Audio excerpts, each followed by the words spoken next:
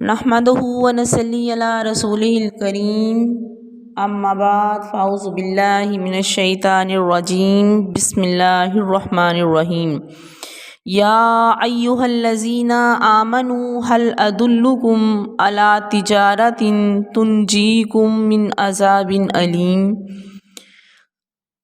اصل بات یہ ہے کہ اللہ پاک جو ہے وہ ایمان صحیح معنوں میں لانے کی توفیق عطا فرمائے۔ اللہ ایمان کی دولت جو ہے وہ نصیب فرمائے۔ قبر میں بندے کے ساتھ ایمان ہی جائے گا، یہ دنیا کی دولت یہ یہیں پر رہ جائے گی۔ سوائے نیک اعمال کے انسان کے ساتھ قبر میں اور کچھ نہیں جائے گا، لیکن ہمارا ایمان جو ہے وہ چند ٹکوں کی خاطر پھر جاتا ہے۔ ذرا سی بات کے اوپر ہم اپنا ایمان جو ہے وہ بیچ دیتے ہیں۔ اللہ والے جو ہوتے ہیں وہ اپنے ایمان کو بڑی سے بڑے سودے کے عوض بھی نہیں بیچتے۔ امام بخاری رحمۃ اللہ علیہ کے پاس ایک تاجر آیا، آ کر کہنے لگا فلاں سودا جو ہے وہ مجھے دے دیں، میں وہ خریدنا چاہتا ہوں۔ امام صاحب فرماتے ہیں تھوڑی دیر کے بعد آنا۔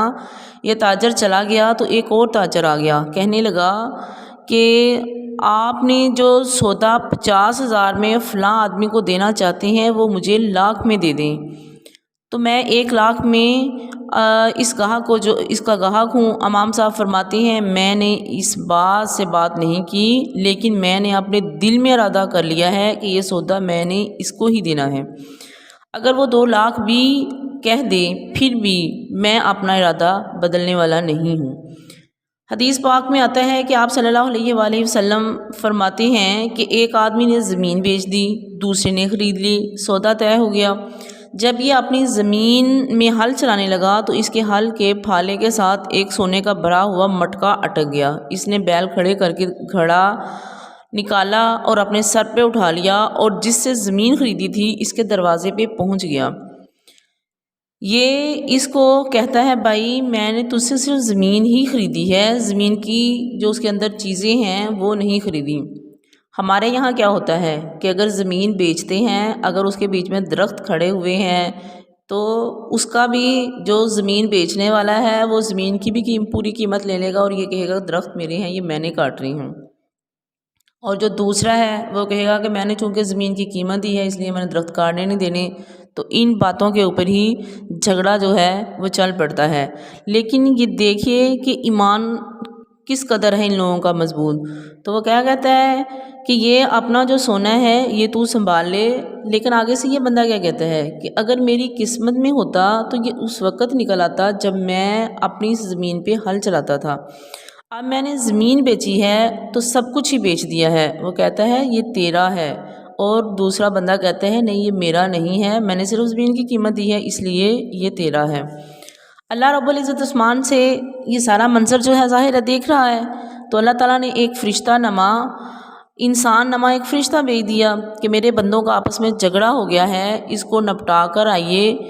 اس اللہ والے نے آ کر دیکھا ایک آدمی ادھر کھڑا ہے ایک ادھر کھڑا ہے اور درمیان میں سونے کا بھرا ہوا گھڑا پڑا ہوا ہے۔ وہ کہتا ہے یہ میرا نہیں، دوسرا کہتا ہے یہ میرا بھی نہیں ہے۔ تو وہ آدمی کہتا ہے بھی کیا بات ہے، کس بات پہ جھگڑ رہے ہو، مجھے بھی تو کچھ بات سمجھاؤ۔ جب انہوں نے ساری بات سمجھائی کہ یہ کہتا ہے کہ میں نے یہ زمین بیچی، اس نے خریدی، اس میں سے سونا کا بھرا ہوا مٹکا نکل آیا، یہ کہتا ہے میرا نہیں ہے۔ تو میں کہتا ہوں یہ تیرا ہے، اگر میری قسمت کا ہوتا تو اس وقت نکلا جب میرے پاس زمین تھی۔